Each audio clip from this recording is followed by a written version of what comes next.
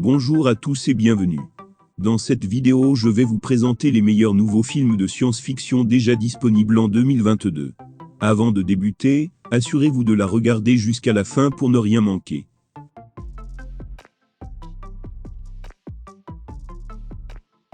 En 2011, une équipe de 3 astronautes est en mission dans la navette spatiale pour réparer un satellite. Malheureusement, un mystérieux essaim de technologie extraterrestre attaque l'orbiteur, tuant 2 astronautes avant de creuser un tunnel à la surface de la Lune. Harper, le seul témoin de l'essaim et survivant, ramène la navette paralysée sur Terre, mais son histoire est rejetée, et il est renvoyé de la NASA. 10 ans plus tard, une force mystérieuse provoque la chute de la Lune, qui menace de s'écraser sur la Terre. L'ancien astronaute, Joe Fowler, pense avoir la solution pour empêcher cette catastrophe, mais peu de gens croient en elle. Seul un astronaute qu'elle a connu autrefois et un théoricien du complot sont de son côté. Le trio va alors tenter une mission impossible dans l'espace pour sauver l'humanité.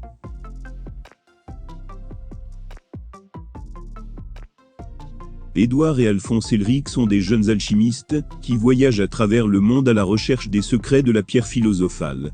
Au même moment, un tueur en série qui tue les alchimistes d'État, comme Edward, apparaît dans la capitale.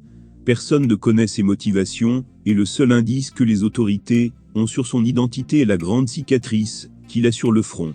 Finalement, les frères Elric croisent son chemin et sont obligés de l'affronter, mais malheureusement le combat tourne mal pour eux. Ainsi, pour pouvoir le vaincre, les 2 jeunes alchimistes débutent des investigations qui les mèneront vers une série de sombres secrets sur certains de leurs collègues alchimistes. Si vous avez déjà suivi l'anime de 2003, sachez que le film reprend ses voix pour la doublure en français.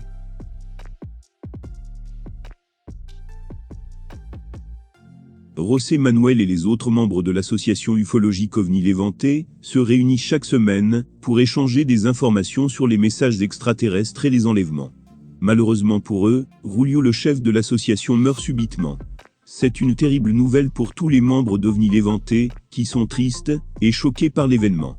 De son côté, José Manuel est particulièrement touché par le décès, car Julio lui avait un projet secret qui devait changer le destin de l'humanité.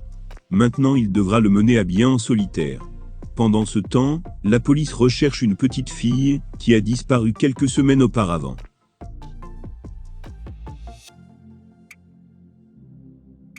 Afin d'obtenir des fonds de recherche pour ses études, Alma, une scientifique allemande, accepte une offre de participation à une expérience extraordinaire. Pendant 3 semaines, elle va vivre avec un robot humanoïde nommé Tom, créé pour la rendre heureuse. Ainsi, elle et son robot à l'apparence humaine parfaite emménagent ensemble dans son appartement.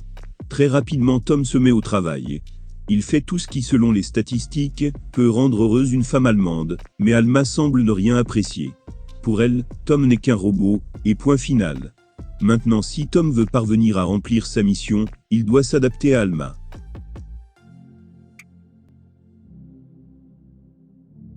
Dans un futur proche, les ravages de la pollution ont complètement décimé la Terre.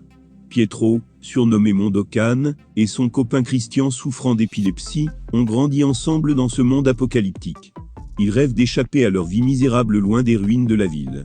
Pour ce faire, ils décident de rejoindre les fourmis, un gang de jeunes violents emmenés par le terrifiant Testacalda. De leur côté, les fourmis se battent pour la domination du territoire, avec un autre gang rival local. Finalement, Pietro parvient à affronter et à réussir les épreuves pour entrer dans le groupe, contrairement à Christian, moqué et surnommé Picciazotto. C'est à partir de ce moment que quelque chose se fissure dans le lien fort entre les 2 amis. Maintenant commence pour eux le plus rude combat de leur existence.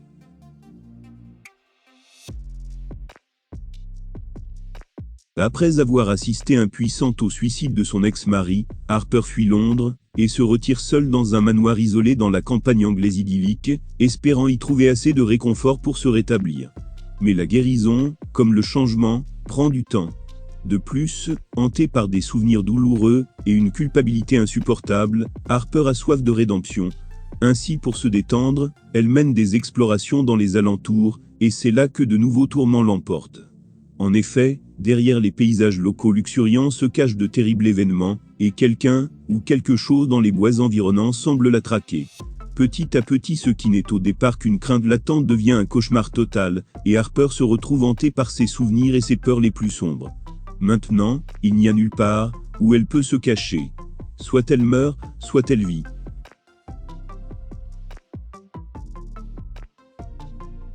Adam rit d'un jeune garçon de 12 ans vit mal la mort subite de son père l'année précédente. Mais alors que tout lui semble fade, une nuit, il trouve dans son garage un pilote blessé qui s'y cache.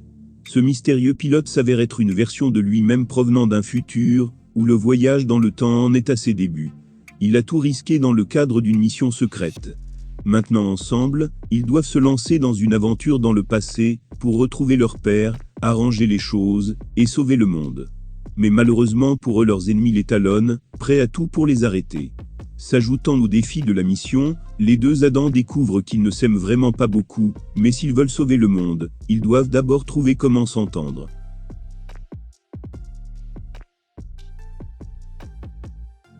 Jake et Kira vivent, avec leur fille adoptive Mika et Yang, son compagnon bien-aimé.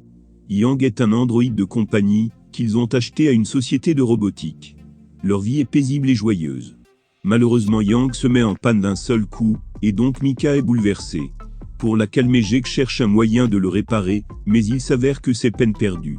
En effet la société de robotique lui recommande de remplacer Yang, ce qui signifie qu'il sera détruit. Ne voulant pas contrarier Mika, Jake est déterminé à sauver son androïde. Pour ce faire il emmène Yang chez un réparateur, qui découvre ce qu'il prétend être une caméra cachée à l'intérieur de celui-ci. En gros cela ressemble à une banque mémoire, de tout ce que Yang a fait, a vu, et entendu. Étant curieux, Jake rentre chez lui, et regarde les souvenirs de Yang. C'est alors qu'il tombe sur un élément déroutant, et aussi très effrayant. Maintenant pour découvrir la vérité sur Yang, Jake se lance dans une investigation qui le mènera sur des voies inexplorées.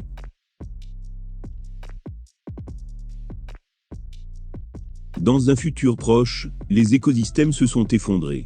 Parmi les survivants, quelques privilégiés se sont retranchés dans des citadelles coupées du monde, tandis que les autres tentent de subsister dans une nature devenue hostile à l'homme. Vivant dans les bois avec son père, la jeune Vesper rêve de s'offrir un autre avenir, grâce à ses talents de biohackeuse extrêmement précieux dans ce monde, où plus rien ne pousse. Ainsi pour y parvenir, elle commence par faire des recherches sur un moyen de faire pousser des plantes. Les débuts sont concluants, et une lueur d'espoir naît pour elle, et tous les autres laissés pour compte. Malheureusement le seul moyen pour Vesper d'amener ses recherches à leur plein potentiel est de rejoindre une citadelle, ce qui lui est impossible. Cependant, le jour où un vaisseau en provenance des citadelles s'écrase dans la forêt, avec à son bord une mystérieuse passagère, elle se dit que le destin frappe enfin à sa porte. C'est le début alors pour Vesper d'une aventure semée d'obstacles et d'assaillants de tout genre.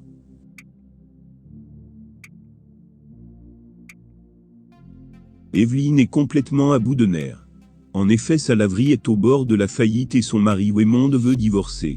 En plus de cela sa relation avec son père et sa fille est en lambeaux.